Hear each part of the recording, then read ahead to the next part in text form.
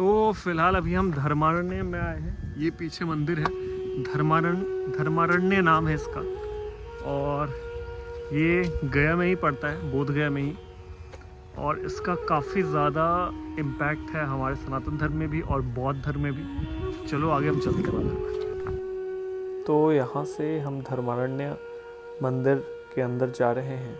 यह पूरा इलाका इस मंदिर परिसर का ही है, और यह सामने जो खाली जगह है ये यहाँ की नदी का इलाका है।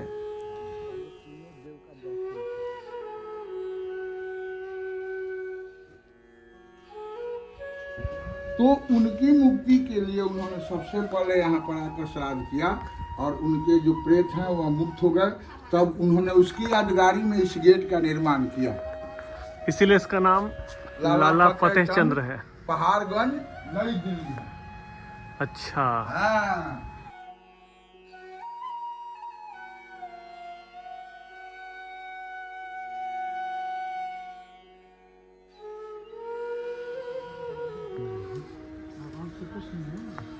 यहाँ पर स्थापित किया। हाँ, ये युधिष्ठिर को जो सारे प्रेत योनि में हो गए थे, जितने भी पूर्वज लोग महाभारत युद्ध में मौत हुई थी, जिनके मौत हो गए थे, गुरु थे, द्रोणाचार्य थे, भीष्म पितामह थे, अनेकों राजा महाराजाएं और जितने भी सर संबंधी कर कुटुंब के लोग थे, सबको मारे थे। इसके वजह से सबका दुर्गति हुआ और सब कोई प्रेत योनि में हो गए। भगवान श्री कृष्ण ने युधिष्ठिर से बोले कि भाई सारे सर संबंधी कर कुटुंब तुम्हारे तो प्रेत योनि में है, उस सब को गति कराओ।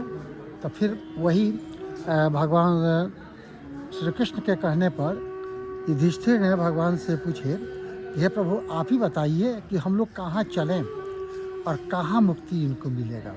तो वही भगवान श्री कृष्ण ने इसी धर्मारण्य में, जो बोध गया से 4 किलोमीटर दूर पड़ता है, गया से 11 किलोमीटर दूर पड़ता है, यहाँ पर धर्मारण्य में आकर के और एक कूप खुदवाए। यहाँ पर ब्रह्मा विष्णु महेश का यहाँ पर मंदिर बना हुआ है, और यहीं पर जितने भी अकाल मृत्यु वाले होते हैं, चाहे जहर खा करके मरें, एक्सीडेंटल केस से मरें, या पानी डूब कर मरें, चाहे एक्सीडेंट हो जाता है, या अकाल मृत्यु वही होता है कि अपने पूर्ण आयु न भोग करके पहले मर जाना अकाल मृत्यु होती है।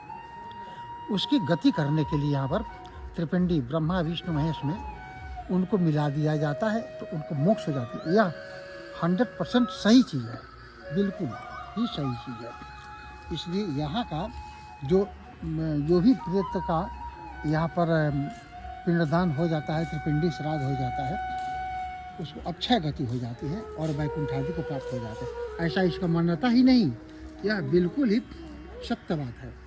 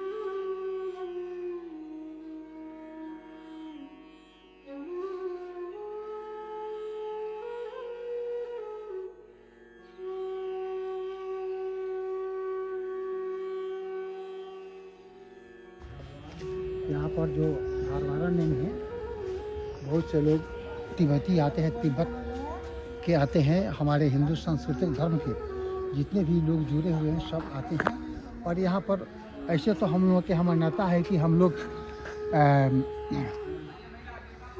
जो दुर्गा पूजा के पहले आश्विन महीना में पितृपक्ष है, उसी में यहाँ का कर्मकांड होता है, लेकिन ऐसा बात नहीं है। और हम लोग तो यहाँ पर माघ के महीने में आए हैं। अभी देखिए वहाँ पर विष्णु मंदिर के पास में वहाँ पर कर्म हो रहा है, हम आपको दिखला रहे हैं, बता रहे हैं। यहाँ पर सारे तिब्बती लोग आते हैं, और तिब्बती लोग आकर के यहाँ पर झंडा पताका, उन लोगों का अपना लैंग्वेज है, उस लैंग्वेज में कुछ भी संदेश होता है भगवान बुद्ध का, वो सब लोग प्रचार करने के लिए आप लोग यहाँ पर आकर के सब टांगते हैं। अब यहाँ पर आइए, देखिए बहुत से लोग यहाँ पर हैं, यहाँ पर जो धर्मशाला में बैठे हुए हैं, और यहाँ पर भी मंदिर में जहाँ पर कुछ कर्मकांड हो रहा है, यहाँ पर सालों भर होता है। और पहले जो पितृपक्ष में होता था, अब ऐसा हो जाता है ना कि कभी कभी पितृपक्ष में लोगों को समय नहीं मिल पाता है, तो साल में कभी भी आकर के अपनी श्रद्धा भक्ति के अनुसार से यहाँ पर त्रिपिंडी काम करें तो निश्चित ही उनको अक्षय गति पितरों का हो जाता है। जो एक्सीडेंटल केस में मरे हुए हैं उनको निश्चित ही उनको सदगति प्राप्त हो जाती है, वैकुंठादि उत्तम लोग को प्राप्त होता है। ऐसा मान्यता ही नहीं, यह बिल्कुल सही बात है।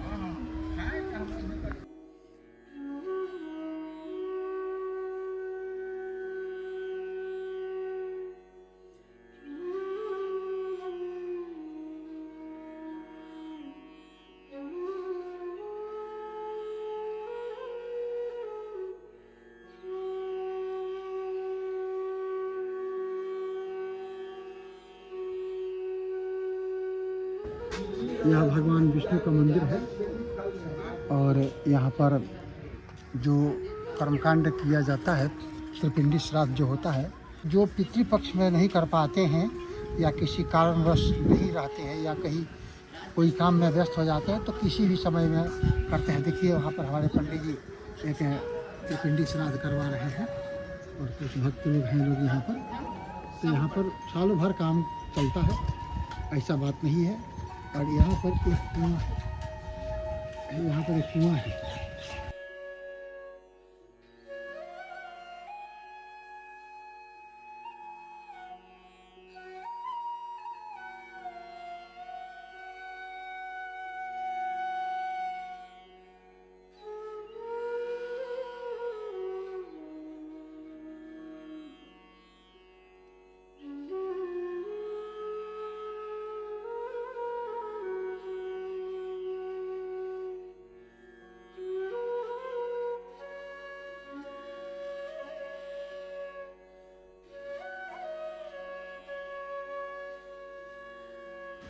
जो जो यहाँ पर भगवान लोग आए हैं, जिनके यहाँ पर मंदिर स्थापित है, उनका चरण चिन्ह यहाँ पर नित्य है। सामने भगवान विष्णु हैं, उनका नित्य है।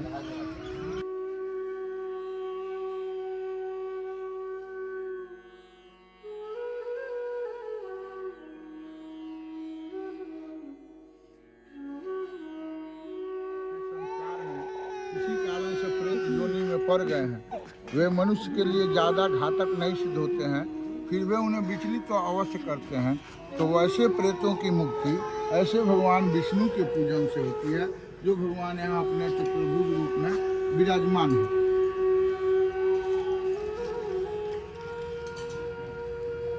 उनके लिए त्रिपिंडी श्राद्ध किया जाता है, जिसमें भगवान विष्णु का, इन्हीं भगवान विष्णु का पूजन होता है। और उसके बाद उन प्रेतों की मुक्ति के लिए उन्हें पिंडदान, भोजन, वस्त्र वगैरह दे करके एक नारियल में उनको समाहित किया जाता है। उस प्रेत की आत्मा को नारियल में खींच लिया जाता है, और भगवान कृष्ण के द्वारा खुदवाए गए कुएं में, जो उनके द्वारा कही गई है कि इसमें जिस प्रेत के नियुक्ति से कुछ दी जाएगी तो उनको मुक्ति मिल जाएगी, वह हम में मिल जाएंगे, इसलिए वहाँ पर नारियल विसर्जित किया जाता है। वह द्वापर युग का कुआं है, जो आज भी मौजूद है, और इसमें करोड़ों क्या असंख्य नारियल युग बीत गया पड़ते रहे, आज तक वह कुआं भरा नहीं है। एक बार इसको देखा जाए।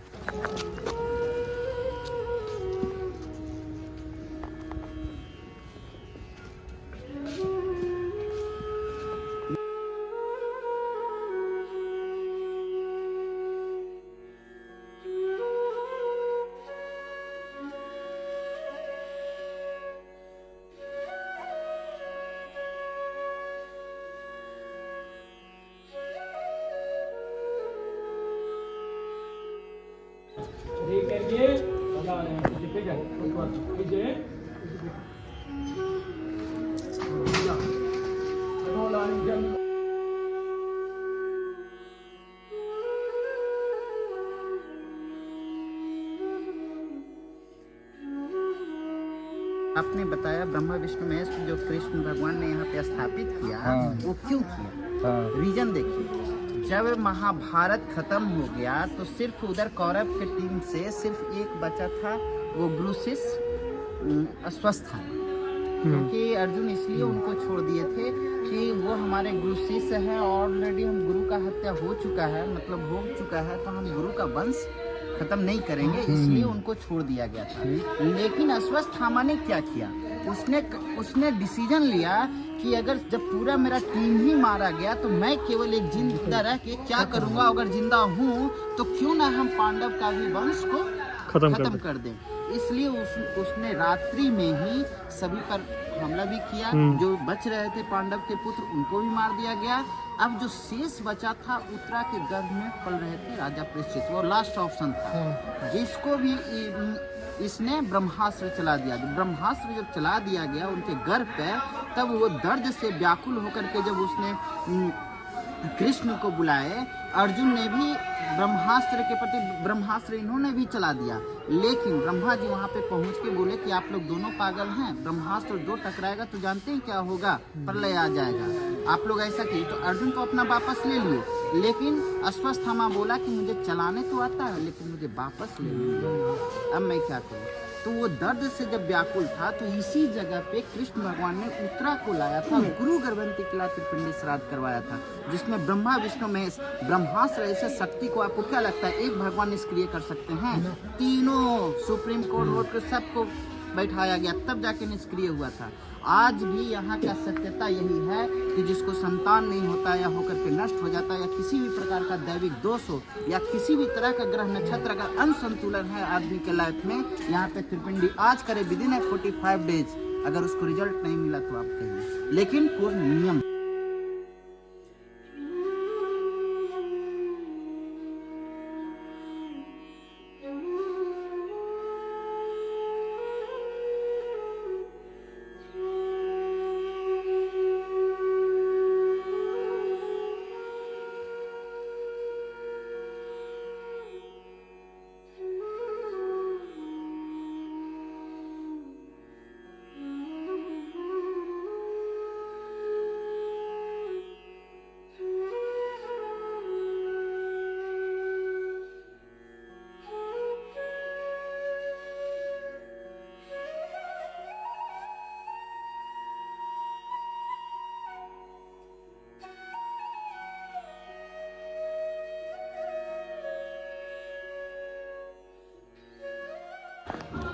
इस जगह का नाम है धर्मारण्य।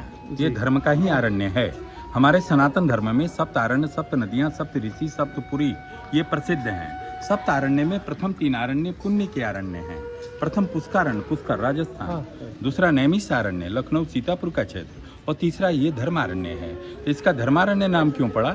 जब किसी की भी चेतना दंड की बात करती है तो वही व्यक्ति उसके लिए यमराज हो जाता है, और जब चेतना धर्म की बात करती है वही व्यक्ति उसके लिए धर्मराज भी हो जाता है। यानी धर्मराज और यमराज दोनों एक ही हैं। वो यहाँ तपस्या कर रहे थे विशेष रूप महादेव को प्रकट करने के लिए। तो इंद्र को पता चला कि पता नहीं किसके पद को प्राप्त करने के लिए धर्मराज भूलोक पर तपस्या कर रहे हैं। उसने अपने सारे अप्सराओं को भेजा कि जाओ उन्हें बाधा पहुंचाओ। आते ही धर्मराज बोले कि लौट जाओ, मैं किसी के पद के लिए तपस्या नहीं कर रहा हूँ, मैं तो महादेव को प्रकट करने के लिए कर रहा हूँ। उन्होंने प्रकट किया। महादेव बोले वर मांग। बोले आपका दिया हुआ इतना ऊंचा पद है धर्मराज का, यमराज का, अब इससे ऊंचा पद हमें नहीं चाहिए, लेकिन इस क्षेत्र का नाम मेरे नाम से विख्यात हो।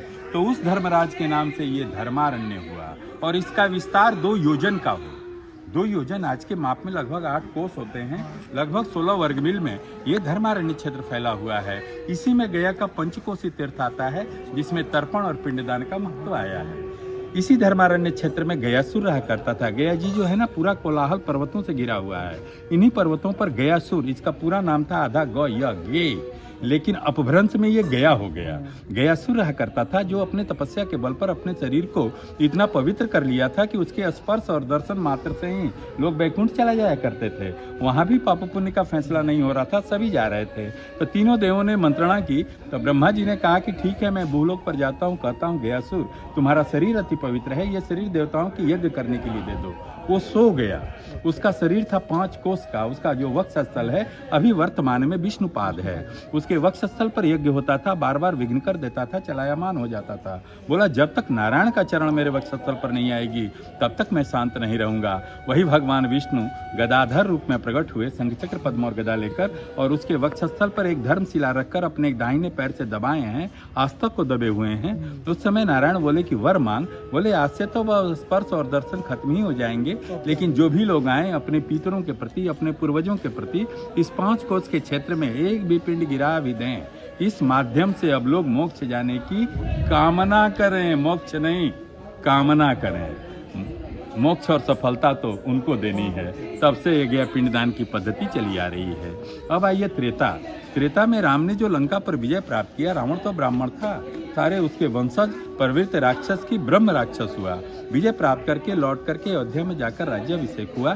फिर अपने कुल पुरोहित गुरु वशिष्ठ से पूछते हैं, राम प्रभु मैं जो हूँ सो हूँ, केवल और केवल आप जानते हो कि मैं कौन हूँ। मेरे माता पिता भी नहीं जानते कि मैं कौन हूँ, लेकिन नर रूप में हूँ और इस भूलोक पर हूँ।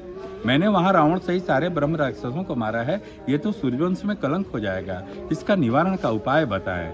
तो गुरु वशिष्ठ बोले, राम तुम अपनी तीनों माताओं के साथ केवल धर्मारण्य की यात्रा कर लो। यहाँ आने मात्र से ही सारे दोष पाप राशि दूर हो जाते हैं। अगर कर्मकांड कर लिया गया या पिंडदान कर लिया गया तो ये और दिव्य हो जाता है। इस स्थान का वायु पुराण में वर्णन आया है, धर्मारण्य तथा धर्मो यस्माद् यज्ञ मकार्य गच्छताम ब्रह्मलोकाप्ति भरवत्ते वही नारद। सूत जी ने नारद जी से कहा है कि धर्मारण्य वो जगह है, यहाँ आने मात्र से ही पितरों को ब्रह्मलोक की प्राप्ति हो जाती है। तो त्रेता में वो आए। अब आइए द्वापर में भी एक कुरुक्षेत्र का प्रसंग है। दोनों तरफ सेनाएं खड़ी हैं। भगवान कृष्ण समझते थे कि जब तक आचार्यों कौरवों की तरफ हैं मैं युद्ध नहीं जीत सकता, इनको शांत किया जाए। तो इनको शांत करने के लिए एक युक्ति बोले, अश्वत्थामा हतः नरो वा कुंजरो वा। अश्वत्थामा नाम की हाथी मारी गई, ये आचार्य द्रोण के पुत्र, ये कौन बोलेगा? भगवान कृष्ण बोले ये धर्मराज हैं, युधिष्ठिर हैं, सत्य के प्रतीक हैं, यही बोलेंगे तब दोनों तरफ की सेनाएं मान जाएंगी।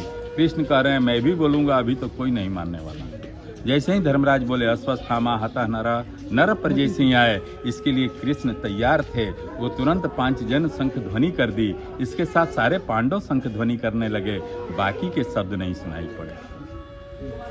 शंख बजाने का अलग अलग तरीका है। पूजा का शंख अलग बजता है, रणभेरी जब युद्ध भूमि में है उस समय शंख बजता है तो उसका बहुत भयानक आवाज निकलती है।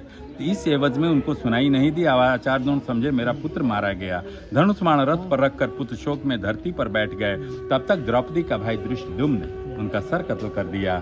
महाभारत के बाद भगवान कृष्ण बोले, युधिष्ठिर वो तुम्हारे गुरु भी थे और ब्राह्मण भी, तो तुम्हारे खानदान को गुरुदोष और ब्रह्मदोष लगा, इसकी प्रायश्चित होनी चाहिए। इसके प्रायश्चित के लिए तुम्हें 3 राजसूय यज्ञ करने पड़ेंगे। प्रथम कुरुक्षेत्र में हुआ जहाँ युद्ध हुआ, दूसरा हस्तिनापुर जहाँ पांडवों का राजमहल, और तीसरा इस धर्मारण्य में हुआ है। ये पूरा यज्ञशाला है और बीच में धर्मराज युधिष्ठिर का अष्टवृत्ताकार हवन कुंड है। उस समय यहाँ पर 1.25 लाख मन आहुति पड़ी। तो गया श्राद्ध के अंतर्गत तीसरे दिन का पिंडदान यहाँ का है। आश्विन पितृपक्ष की तृतीया भारत और विश्व से लोग आकर बैठकर यहाँ पिंडदान करते हैं। जगह छोटी पड़ जाती है तो नदी के किनारे भी लोग बैठ जाते हैं। तो यहाँ कहीं भी बैठकर पिंड कर करके धर्मराज युधिष्ठिर जी के हवन कुंड में पिंडों का विसर्जन करने से यदि उनके पितर अभी भी दोष पाप प्रायश्चित में पड़े हुए हों तो उनको वैकुंठ प्राप्त होता है। ऐसे मेरे शास्त्रों की मान्यता है। अश्वत्थामा जिंदा था, मारी गई थी हाथी। ये सोचा ये लोग मेरे पिता को छल से मार दिए, मैं भी इस पृथ्वी से क्षत्रिय वंश का ही नाश कर दूंगा। उसके पास ब्रह्मास्त्र था। उस समय अभिमन्यु की पत्नी उत्तरा के गर्भ में राजा परीक्षित आ चुके थे। ब्रह्मास्त्र चला देता है अश्वत्थामा। कृष्ण देखे कि ये तो ब्रह्मास्त्र चल गया। अर्जुन को भी बोले तुम भी अपना ब्रह्मास्त्र छोड़ो। दोनों ब्रह्मास्त्र चल चुके, अब लगा कि पृथ्वी ही नहीं रहेगी। दोनों तब तक उन्होंने महर्षि वेदव्यास को ध्यान किया, वो उपस्थित हुए, दोनों ब्रह्मास्त्र को रोक लिए। अर्जुन को आचार्य द्रोण छोड़ने और लौटाने की भी शिक्षा दी थी, लेकिन अपने पुत्र अश्वत्थामा को केवल छोड़ने की शिक्षा दी थी। अर्जुन ने तो अपना ब्रह्मास्त्र लौटा दिया कृष्ण के कहने पर, लेकिन अश्वत्थामा उस ब्रह्मास्त्र को मोड़ दिया सीधे उत्तरा के गर्भ में। ब्रह्मास्त्र लगते ही उत्तरा के गर्भ में राजा परीक्षित पल रहे थे, वो तमाम हो गए। लेकिन उस समय भगवान कृष्ण हस्तिनापुर में ही थे। दौड़ी हुई आई उत्तरा राजमहल से, कही कि प्रभु मेरे गर्भ में आग लगी हुई है, घोर पीड़ा हो रही है, इसे आप देखो। तो समझ गए ये तो ब्रह्मास्त्र लग गया। भगवान किसी के गर्भ से पैदा नहीं लिए, न कौशल्या के गर्भ से राम, न देवकी के गर्भ से कृष्ण, न महामाया देवी के गर्भ से ये सिद्धार्थ गौतम ये लोग प्रकट हुए हैं, लेकिन उत्तरा के गर्भ को बचाने के लिए भगवान को गर्भ में प्रवेश करना पड़ा, गर्भ को पुनर्जीवित किए, अंगूठे में राजा परीक्षित को दर्शन दिए, मैं आ गया हूँ, अब तुम्हें कुछ नहीं होगा। 9 महीने तक चक सुदर्शन कृष्ण का उस गर्भ की रक्षा करता रहा। समय से राजा परीक्षित का जन्म हुआ और लगभग कलयुग का आरंभ हो गया। लेकिन भगवान अपने ऊपर कुछ नहीं लेते, यहाँ आकर उत्तरा से गर्भवंती गुरु तल्पिका त्रिपिंडी श्राद्ध करवाए। यहाँ एक त्रिपिंडी श्राद्ध होती है जो विश्व प्रसिद्ध है और यहाँ 100% उसका चमत्कार है। त्रिपिंडी श्राद्ध 3 गुणों की श्राद्ध है, सात्विक, राजस और तामस। ये गुण आप में भी हैं, मेरे में भी हैं, लेकिन जो व्यवहार में दिखाई देता है वही उसका प्रबल होता है। जैसे मैं बोल रहा हूँ, आप लोग सुन रहे हैं, ये सात्विक प्रवृत्ति हुई। बात होते होते कहा आपने कि पंडित जी पहले पानी पी लीजिए तब बातें होंगी, ये राजसी प्रवृत्ति हो गई। और तामसी प्रवृत्ति, पंडित जी अब हमें जाना है, अब समय कम है, ये थोड़ी तामसी प्रवृत्ति हुई। जब व्यक्ति अकाल मृत्यु से गुजरता है या स्वाभाविक मृत्यु से या आकस्मिक मृत्यु से या गर्भपतन क्यों ना हो गया हो, अगर उसकी गति नहीं हुई, इसी तीनों गुणों के प्रेत्युनी में चला जाता है। तो यहाँ आकर तीनों का पिंड दे दिया जाता है त्रिपिंडी श्राद्ध के माध्यम से। 2.5 से 3 घंटे की पूजा की प्रक्रिया है, विभिन्न चरणों से गुजरना पड़ता है और अंत में बड़ा पिंड और नारियल का विसर्जन। ये अरहट कूप है। मातंग बाती एक बगल में वेदी है, उसके अग्निकोण में ये अरहट कूप है। इसी कूप के लिए लोग आते हैं यहाँ पर, इसी में इसका विसर्जन हो जाता है। तो जितने दोष, पाप, प्रायश्चित, नेगेटिव एनर्जी, पितृदोष और जो भूत प्रेत से ओत प्रोत है आत्माएं, वो यहाँ से गति हो जाती है। इस कलयुग में भी सिद्धार्थ गौतम अनेक जगह तपस्याएं करते करते थक गए थे, कहीं ज्ञान नहीं मिल रहा था। सनातन धर्म के अनुसार वो भी यहाँ आए, बैठे, और यहाँ तो है, इसकी प्रकृति है धर्मारण्य की, ये यहाँ आने मात्र से ही पितरों को ब्रह्मलोक की प्राप्ति हो जाती है। तो उनकी पितर के प्राप्ति हुई और यहाँ से लगभग 2 किलोमीटर पर उनको ज्ञान मिल गया। गया जी जो है ना, एक संधि तीर्थ है, जहाँ 2 संधियाँ बनी वहीं पर मोक्ष स्थल बना। जैसे यहाँ 2 शिलाओं की संधि है, एक प्रेत शिला, एक राम शिला, ये दोनों शिलाएं मोक्ष स्थल हैं। यहाँ नर और नारायण की संधि बनी जिससे विष्णुपाद तीर्थ बना, वो मोक्ष स्थल। गया जी में 2 सरोवरों की संधि बनी, एक ब्रह्म सरोवर, एक बैतरणी सरोवर, ये दोनों सरोवर मोक्ष स्थल हैं। धर्मारण्य, यहाँ बोध गया में 2 नदियों की संधि बनी, एक निरंजना जो पार करके आप आए, इसके नीचे एक नदी है महाने, दोनों 2 किलोमीटर जाके मिली है। वहाँ दृश्य सरस्वती है और वहाँ से मिलकर जब एक होकर गया की ओर गई है तब ये फल्गु हो गई, तब इसमें तर्पण और पिंडदान का महत्व आया है। तो वो जो संगम स्थल है वो मोक्ष स्थल है। धर्मारण्य में 2 कूपों की संधि बनी, एक धर्मराज युधिष्ठिर का यज्ञ कूप और ये अरहट कूप, ये दोनों कूप मोक्ष स्थल हैं। यहाँ सुजाता और सिद्धार्थ की संधि बनी जिससे सिद्धार्थ को बुद्धत्व की प्राप्ति हुई। और गया जी में, बोध गया में 2 वृक्षों की संधि बनी, बोध गया में अश्वत्थ वृक्ष और गया जी में अक्षय वृक्ष, ये दोनों वृक्ष मोक्ष स्थल हैं।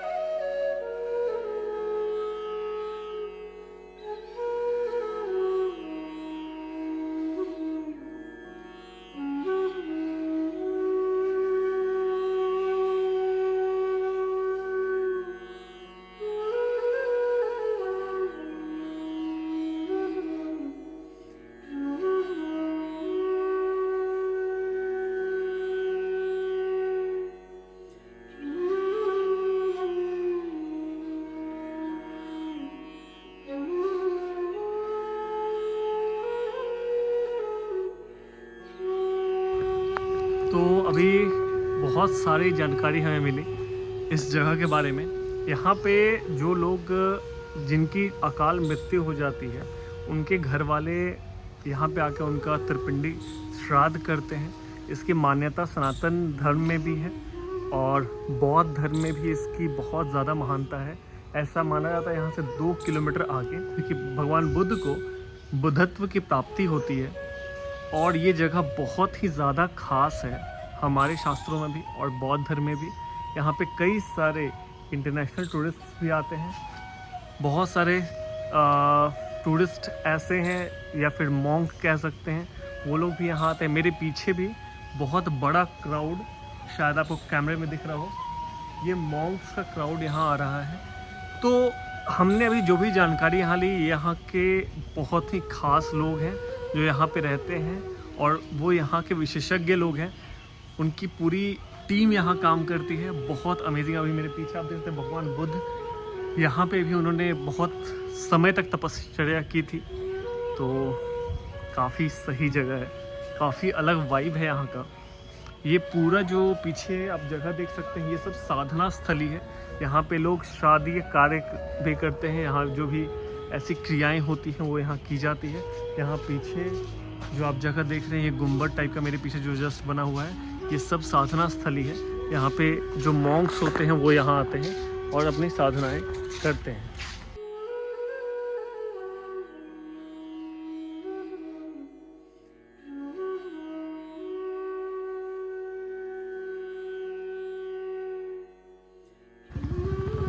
तो यहाँ हम थोड़ा आगे आ रहे हैं, इसी मंदिर में, इसी प्रांगण में घूमते हुए।